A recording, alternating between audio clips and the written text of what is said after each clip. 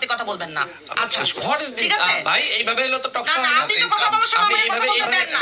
কার সাথে টক শোতে নিয়ে এসেছিলেন না না না আপনি কিভাবে বলেন আপনি কথা বলার সময় যদি কেউ কথা বলতে না পারে তাহলে আমার কথার সময় সে তো বারবার এরকম কথা বলতেই শেষ হইতে হয় আপনি কেন এখানে রাগ দেখাচ্ছেন আমি কেন কি আপনি আপনার রাগ কথা বলার দেখাতে সময় আসছি আপনি অন্য আরেকজনকে কথা আমি তার বলতে সাথে ইন্টারাপ্ট কথা করেন বলছি কেন? সে মডারেটর এটা কি ম্যানারিজম? এটা কি ম্যানারিজম?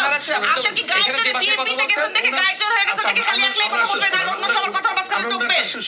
না না এটা কি ধরনের ভদ্রতা ভাই, এটা কি ঝগড়া উনি করার কথা জন্য বলার আছে মাঝখানে কেউ কথা বলতে পারবে না এটা কি উনি ঝগড়া অন্য করার সবার জন্য আছে? মানে বিএনপিতে ঢুকে ওনার গায়ের গরম এমন হয়ে গেছে যে উনি এগুলো সব করতে পারবে